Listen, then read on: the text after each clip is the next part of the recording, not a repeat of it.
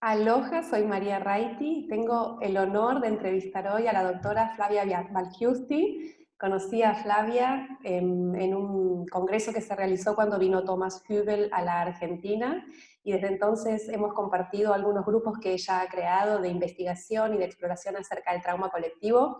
Ella tiene una trayectoria impresionante, quiero que la conozcan, y Flavia, te voy a pedir que te presentes para que mi audiencia te pueda conocer. Bueno, buen día a todos, buen día Fernanda, y muchas gracias por esta invitación. Siempre para mí es un placer también expandir los límites de encontrarnos, conocernos y intercambiar ideas. Eso es muy fecundo, así que bueno, acá estoy. Y bueno, si querés me presento, Por favor, Fernanda. por favor, presentate, sí. Bueno, a ver, de origen yo soy abogada, siempre trabajé en temas de derecho, infancia y juventud, fui jueza de menores durante varios años, ya hace algunos años que me he retirado siendo jueza de menores, y a partir de ahí empecé todo un camino que tiene que ver con ley y espiritualidad, y estos últimos años he trabajado en la idea de justicia esencial, que es un poco el eje de mi trabajo hoy, que tiene que ver con cómo la ley puede ser un instrumento, una herramienta para sanar traumas colectivos y para acercarnos más a la justicia. Así que bueno, un poco en resumen, después en mi trayectoria académica hice la maestría en drogodependencia, soy especialista en derecho penal, estudié antropología social, soy psicóloga social de la Escuela de Pillon-Rivière. Bueno, soy docente, he sido docente toda mi vida, desde que tengo 20 años he sido docente, universitaria, de posgrado, soy directora del Instituto del Niño y la Familia del Colegio de Abogados San Isidro, y últimamente también dirijo todo un programa de neurociencias y derecho. Maravilloso. Es tanto lo que se puede hablar con vos, Flavia, que bueno, vamos a tratar de tomar un botón de muestra en esta entrevista, pero primero que nada te quiero preguntar, ¿cómo, viniendo de una carrera como derecho, habiendo sido jueza, cómo fue tu recorrido para terminar diciéndome, me interesa la ley y la espiritualidad? O sea, algo que se encuentra como latiendo en los bordes y no en el centro de lo común y de lo convencional, que todo en tu carrera podría haberte llevado a ese lugar más estructurado, y sin embargo vos te vas moviendo hacia otros lugares. ¿Cómo es un poquito tu historia? Bueno, en realidad es curioso, ¿no? Porque mi historia fue de un ascenso. Yo siempre en mi vida dije que llegué a lugares donde no tenía expectativa de llegar, ¿no? Y una vez que había llegado al cenit de mi carrera, era una jueza reconocida, coordinaba un posgrado en la Universidad de Buenos Aires, tenía lugares de mucha resonancia pública, mi voz era escuchada, ahí tuve una crisis. En ese punto más álgido, cuando hubo un cambio, una reforma de ley, y yo me había convertido de jueza de menores en jueza penal de sentencia, en ese nuevo lugar me sinceré conmigo misma y dije, yo este trabajo no lo puedo hacer. Es duro decir eso, porque lo podía hacer técnicamente, pero Claro. yo no me sentía en ese lugar para imponer sentencias de privación de libertad. Me sentía como que era un lugar donde yo no había elegido eso y donde a mí eso me hacía ruido. Y realmente fue una decisión desde el corazón, no fue desde la cabeza. Si lo pensaba 2 veces no hubiera renunciado a ser jueza. Fue una decisión del corazón. Y a partir de ahí hubo un periodo de mucho vacío en mí, vacío donde empecé a hacer constelaciones familiares, donde empecé a hacer retiros prolongados en Brasil, donde empecé a conocer otro tipo de personas, trabajé en constelaciones en lo social también. Y a partir de ahí es como silenciosamente se fue armando otro camino, y en uno de los retiros es donde me apareció muy fuerte esta imagen de unir estos dos caminos. O sea, mi camino profesional siempre fue la búsqueda de la justicia, y mi camino espiritual, que es lo que yo llamo hoy justicia esencial. Y es ver a la ley en una dimensión mucho más trascendente. No solo es la ley de lo humana, sino la ley del cosmos. Y cómo la ley humana puede dialogar con la ley del cosmos. Y cómo puede también tomar sutilidad, y cómo puede tomar consistencia, coherencia y esencia a través de ese encuentro con la ley del cosmos. Qué Así que te fuerza que diría, hace falta tener, ¿no, Flavia? Te escucho y me da como, me recorre como ese escalofrío en el cuerpo, la fuerza para soltar lo pequeño pero conocido, para adentrarte en ese vacío, habiéndolo alcanzado todo supuestamente en tu carrera, y adentrarte en ese vacío que hoy te permite hablar de la ley del cosmos. bueno, es un largo camino, y esto quiero decirlo, no es un camino fácil, pero no fácil en el exterior, es un camino donde te van ocurriendo cosas en la vida, digamos. Yo también, junto con esto, tuve una separación después de 35 años de casado, mi vida cambió, económicamente cambió, tuve que aprender inglés para conversar con la gente del exterior y abrirme otros campos. Estos últimos 4 años, increíblemente todos los años viajé a Israel y me siento muy involucrada internamente también con Palestina, con Israel, con Medio Oriente, desde un lugar de afuera, ¿no? Y también me siento muy involucrada con la Argentina, con todo lo que pasa hoy, con todos los traumas que aparecen en la Argentina, y me estoy muy feliz con mis grupos de trauma colectivos, son digamos, cómo uno puede avanzar y empezar a ver otros aspectos. Así que te diría que si puedo transmitir esto, no es un camino fácil tampoco. Es un camino sin seguridad. Cuando uno está en los bordes de la disciplina, académicamente es mal vista. ¿Cómo a veces las ideas son demasiado disruptivas para ser comprendidas? Y sin embargo, estoy en neurociencias y derecho, que es uno de los campos que está más en punta del derecho, y sigo trabajando en temas de infancia y adolescencia, pero siempre me doy cuenta que esto de trabajar en los bordes no es un lugar confortable ni cómodo, pero es el lugar donde pueden aparecer las sombras de la propia disciplina, donde el discurso del derecho puede empezar a ver qué sombras hay en el discurso del derecho. Por ejemplo, la distancia que hay entre enunciar y digamos, vociferar los derechos humanos y las prácticas concretas de derechos humanos. Exactamente, En esa distancia. estar en el centro es vociferar, porque aparte esta palabra que decís me encanta. Yo sabes qué siento respecto a la Declaración de los Derechos Humanos y bueno, y particularmente de la infancia, que en esta vociferación, si uno permanece en el centro, remarca todavía más la injusticia y la desigualdad, la vulnerabilidad de los vulnerables, porque se distingue lo que igual sucede. Estando en los bordes, cuando me hablas de estar en los bordes, me viene todo el tiempo la imagen que nos brinda Otto Scharmer acerca de lo que significa estar en los bordes, en cuanto a que es en los bordes en donde están las respuestas que hacen falta y que provienen desde un futuro. Y que Hacia además estar en los bordes no significa inacción. Nosotros en el Instituto del Colegio este año hicimos un protocolo para que los chicos sean escuchados durante la pandemia. Estamos coordinadas con maestras de las islas también para ayudar a reforzar todo ese sistema de las islas, de chicos que no acceden a la educación. Armamos un observatorio de derechos del niño para que se hable de lo que está pasando, porque en esta pandemia no se está hablando de lo que están atravesando los niños. Entonces, exactamente. eso no significa inacción, significa ser capaz de tener una mirada fresca, una mirada transparente sobre lo que está pasando. Y por otro lado, armar equipos. Yo nunca trabajo sola, yo, sea en el colegio de abogados, sea en traumas colectivos, sea en el pocket de trauma internacional, yo donde estoy armo equipo. Te quiero hacer una pregunta, Flavia. Sí. Estar en los bordes lo mencionabas como incómodo, y vos sabés que justo esta semana estuve pensando si tal vez podríamos redefinir, y me gustaría conversarlo con vos espontáneamente, este concepto que tenemos de incomodidad. Porque vos, ¿por qué estás en los bordes? ¿Por qué empezaste a responder a tu corazón? Porque hay un llamado a un sentirte cómoda en un sentido más trascendental. Y en ese estar cómodo en una dimensión espiritual o integrativa o que abarca una conciencia distinta, para lo convencional es incómodo. ¿Se entiende lo que quiero decir? Pero en realidad creo que las personas que estamos tras estos propósitos estamos buscando una auténtica comodidad. o sea, dejar de estar disociados en nuestra mente y nuestro corazón. No, no es cierto. ¿Cómo lo ves?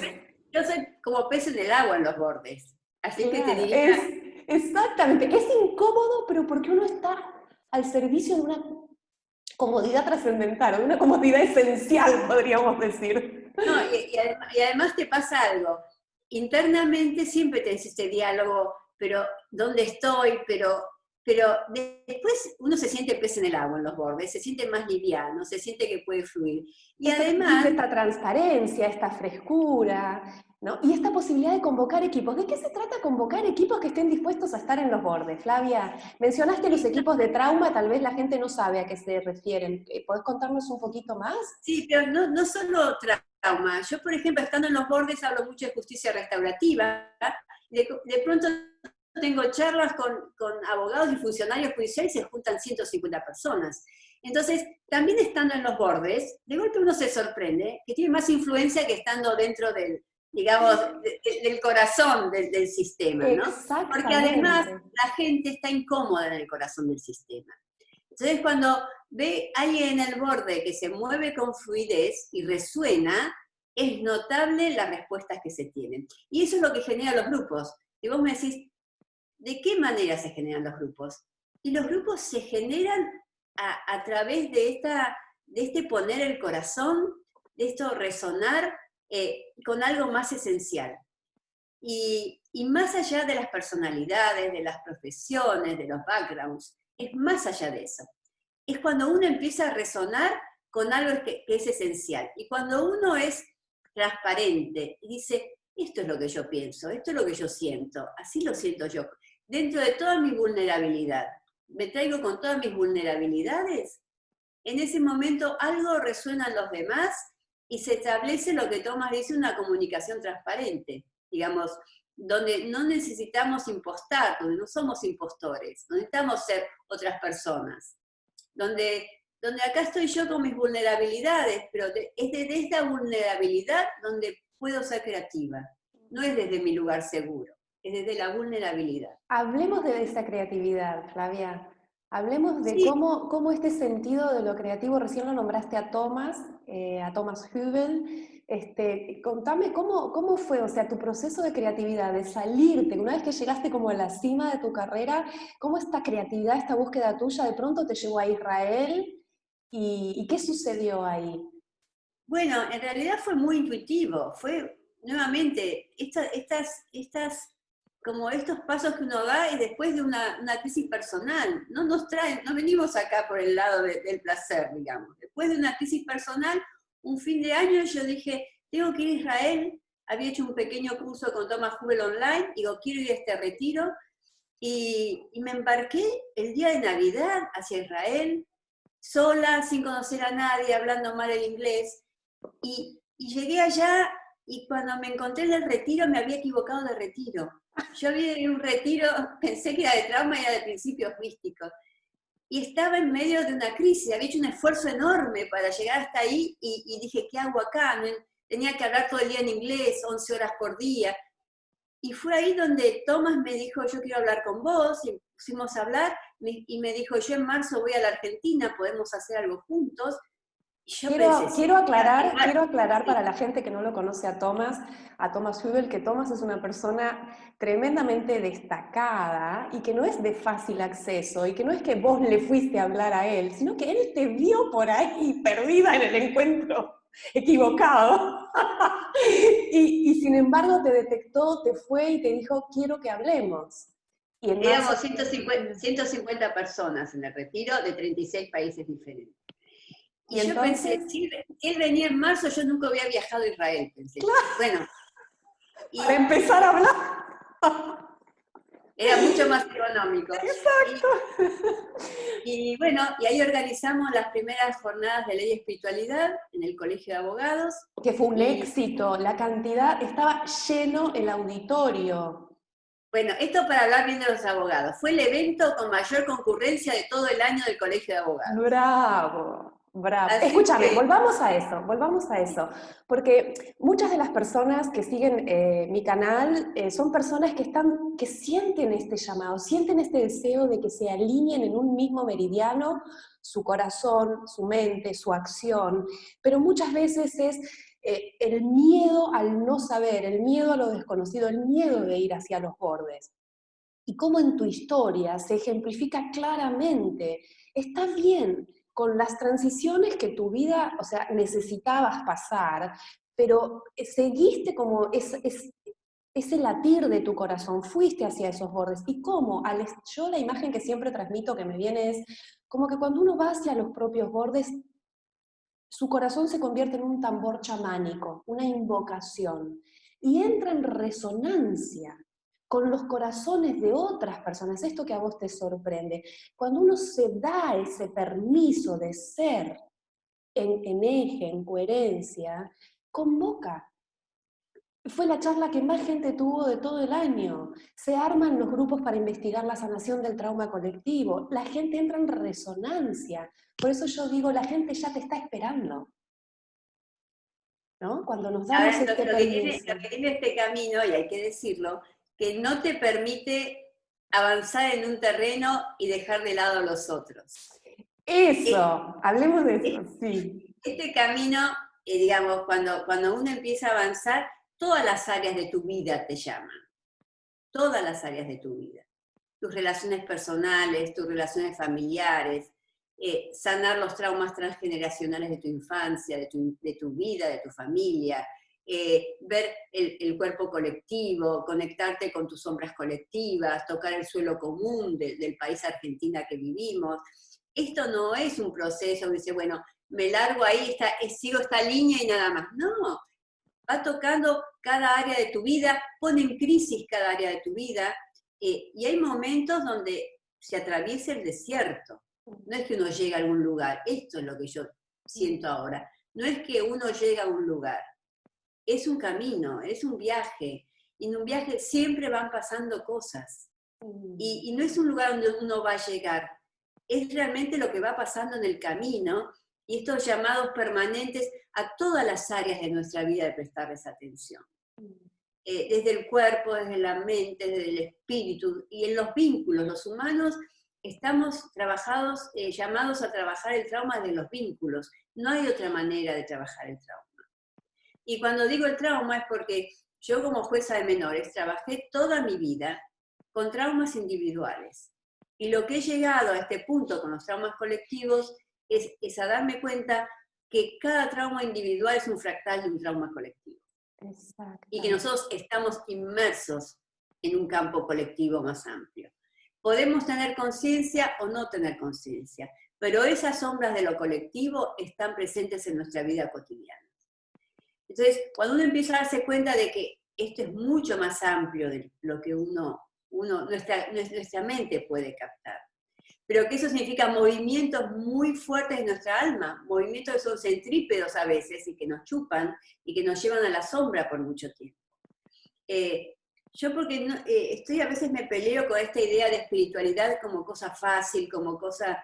Es un tremendo ¿viste? compromiso. Basta con imaginar algo, ¿viste? Algo que va a ocurrir y no es el camino, los caminos no son lineales. Los caminos son de entrada y de salida dentro de nosotros mismos, en lugares profundos.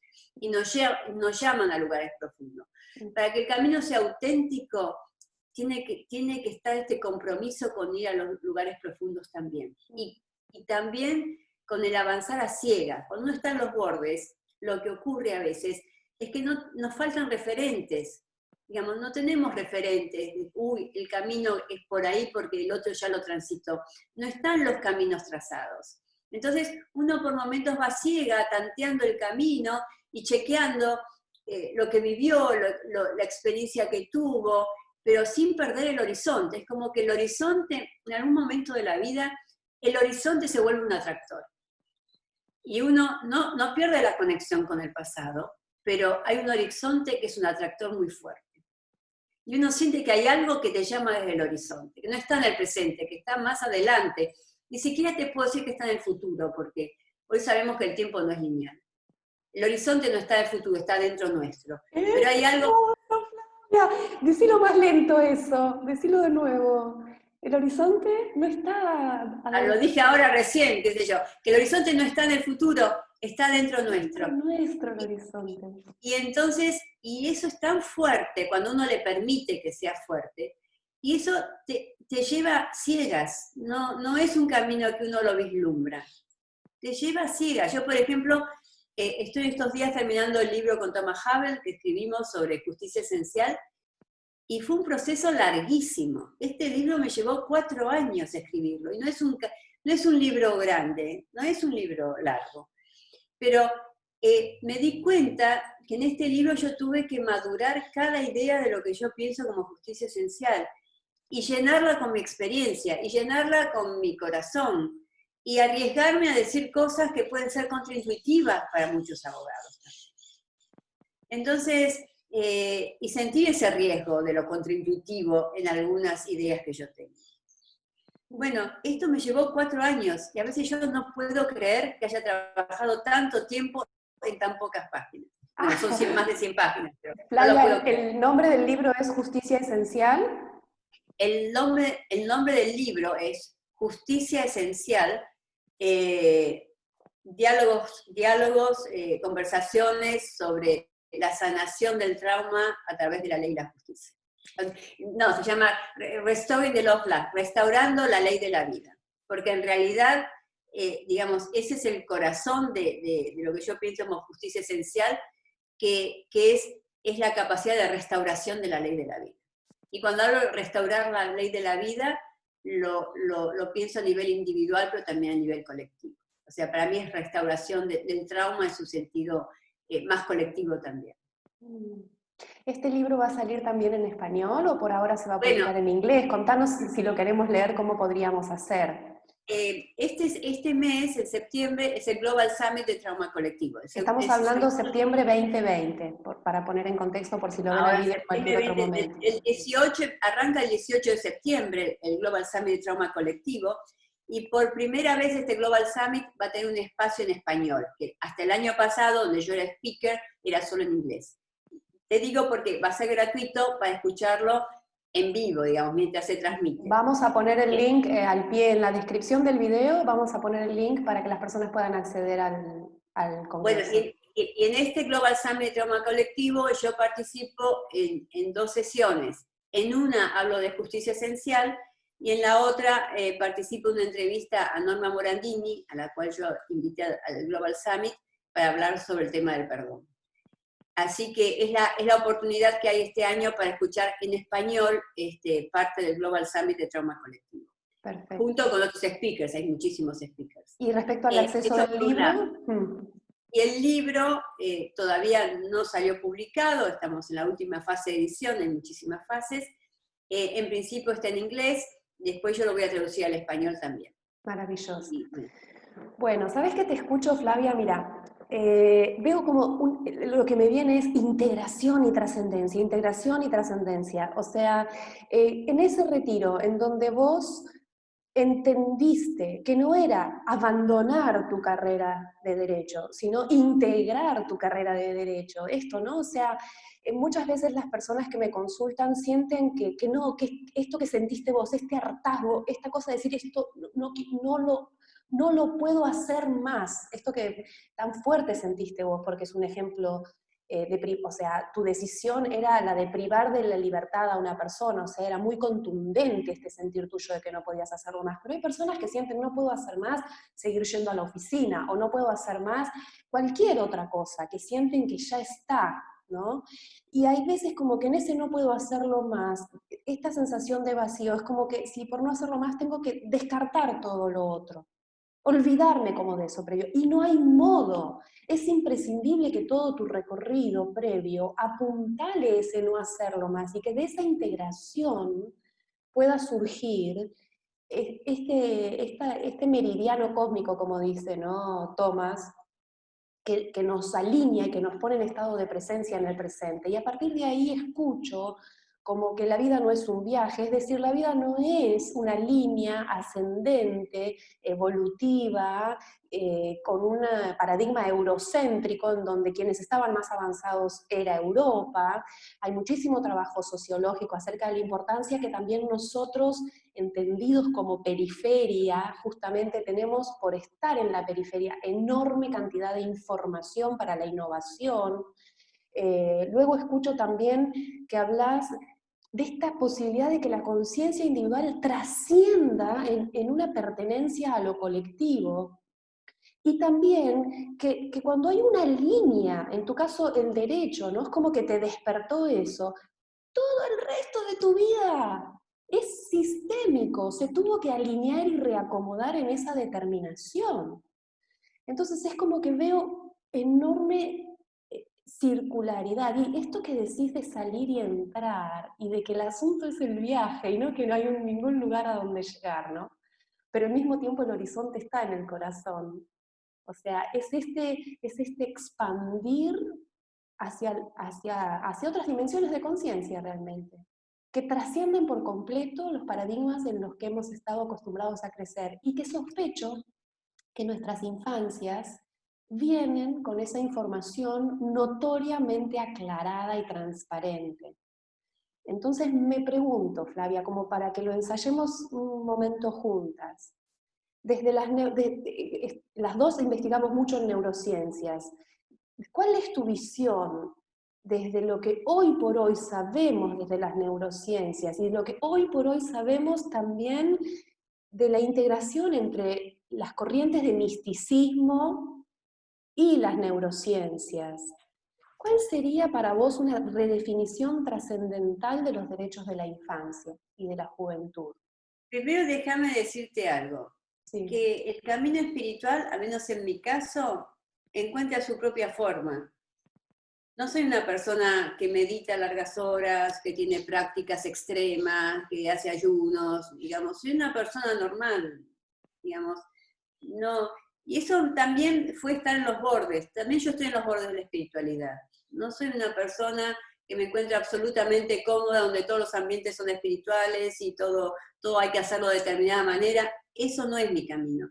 Y me parece que es algo importante, al menos en mí, no digo que sea para todos, pero a mí me llevó mi trabajo decir, este es mi camino, no sé cuál sea, pero este es lo mío, yo soy una persona con los pies en la tierra, a mí me interesan los derechos de la infancia, y yo sigo haciendo acciones por la infancia.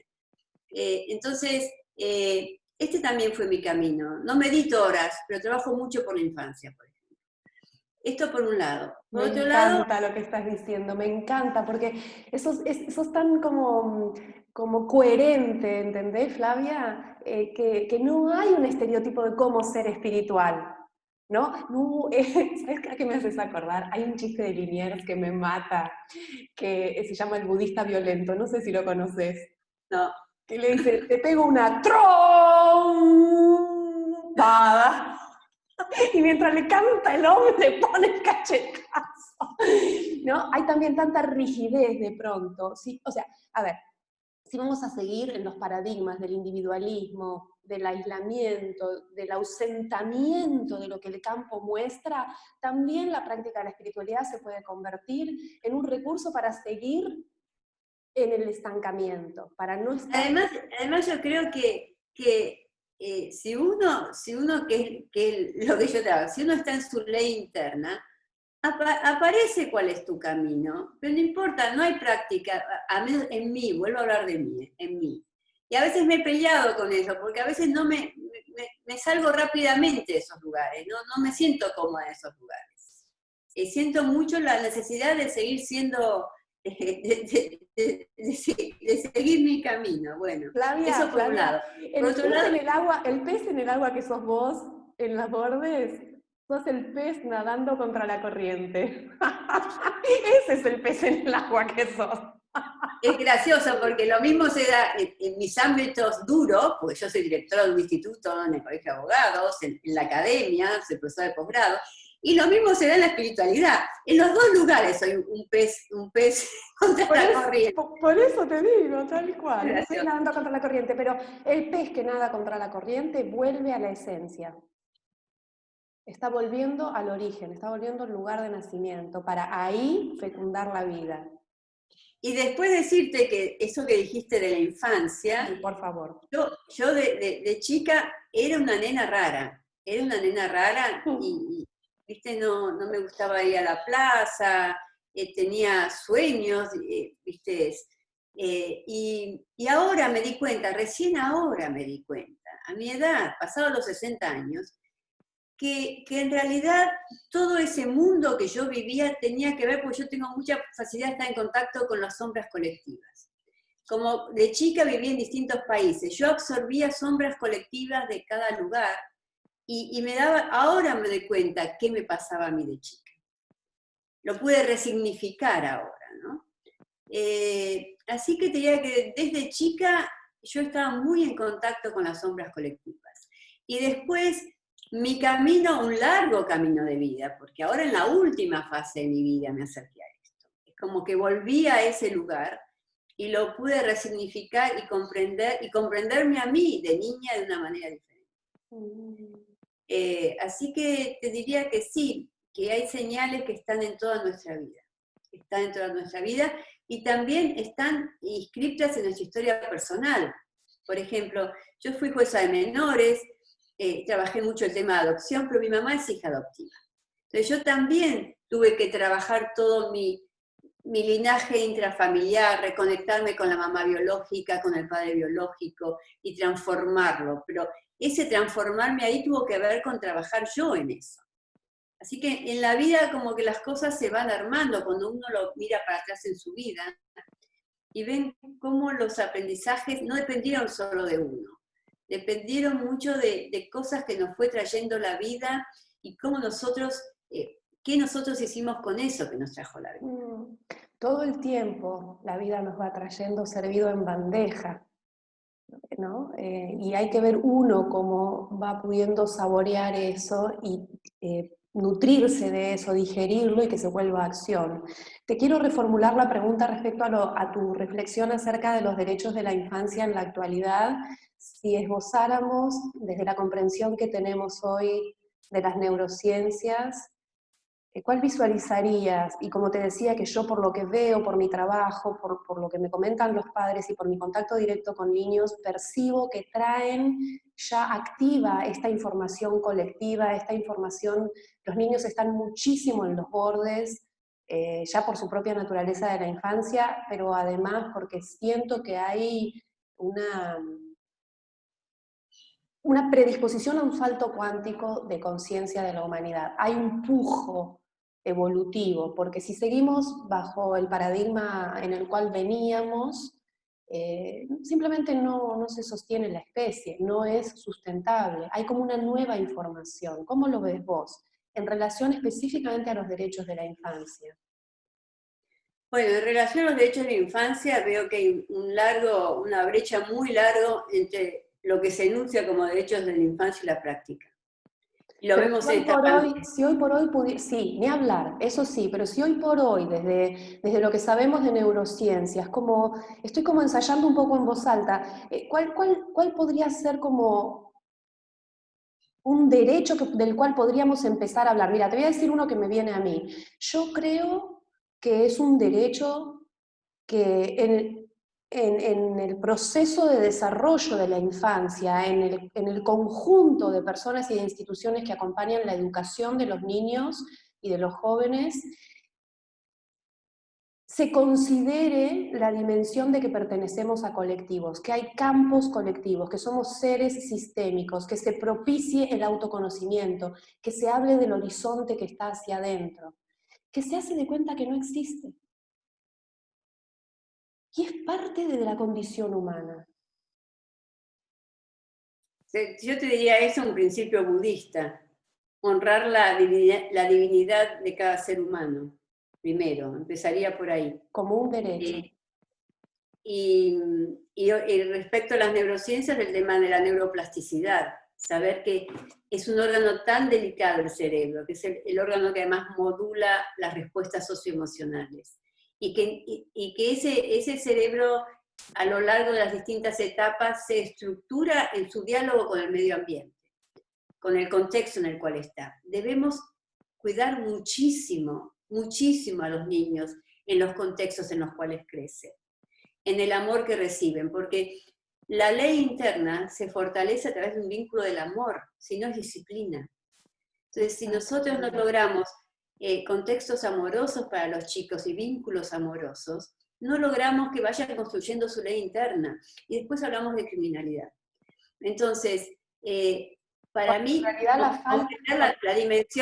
dimensión que tiene que ver con la neuroplasticidad, con la creatividad, con la construcción de la ley interna, con la neurotoxicidad en lo que comemos y los medio ambientes tóxicos, en los vínculos sanos, en los vínculos amorosos, en los vínculos de contención, en la importancia que tiene el límite en los chicos también, el límite como amor también. Hay muchas cuestiones que si nosotros fuéramos mucho más cuidadosos, si nosotros pudiéramos poner a los chicos en el centro, que es lo que se merecen, no haríamos las cosas que hacemos. Y partiendo de esto, cada niño es una divinidad, es parte de lo divino en nosotros. Qué maravilla, sí. Me conmueve, me dan ganas de llorar. Lo siento muy profundamente en mi corazón, siento que he trabajado toda mi vida con este anhelo de lo que estás diciendo, a lo que he dedicado enorme cantidad de mis capacidades y mis esfuerzos profesionales. Mirar a los ojos de los niños y que los niños puedan encontrar en la mirada de quienes los están acompañando a crecer ese reconocimiento de su ser divino. ¿Cuán otra humanidad tendríamos? Y ojalá que más y más personas podamos atrevernos, cada uno a nuestra manera, vos nadando como pez en el agua, en los bordes y contra la corriente, pero cada uno esté desde donde esté, aportando esta mirada de este reconocimiento. Y después otra cosa es, que yo lo veo todo el tiempo, es no pensar en nuestros niños, ¿viste?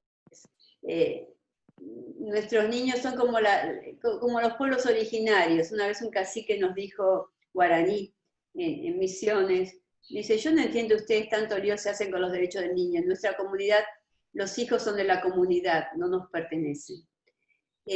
Bueno, todos los niños son nuestros, los argentinos, los bolivianos, los peruanos, los brasileños, los de Palestina, los de Israel, todos son nuestros niños. De empezar a ver a la niñez como un colectivo, y no mi niñez ni mi niño. Eso también me parece que es una barrera, y los niños migrantes que quedan en las fronteras y que mueren. El otro día leí una niñita que con este tema de la pandemia están queriendo volver a sus países y no los reciben. Una nena caminó 100 kilómetros para morir, murió a pocos kilómetros de su casa. Entonces, estos también son nuestros niños.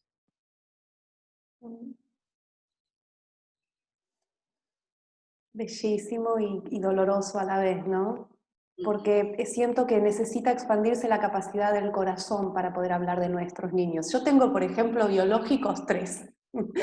Y es tal el deseo de que prosperen, de que sean felices, de que estén bien, de que cuidar su salud, lo que implica criar niños, que uno necesita tener realmente un corazón como el cosmos para poder decir todos los niños son mis niños y poderse cosentir en las necesidades de todos ellos. Gracias, Flavia, por esta conversación maravillosa e inspiradora. Estoy muy feliz de que mi gente te pueda conocer, de que hayas mostrado tan transparente tu camino de vida, tus dificultades, para llevarte a donde estás hoy. Tenemos muchas ganas de estar en ese summit del mes de septiembre y de empezar a leer el libro.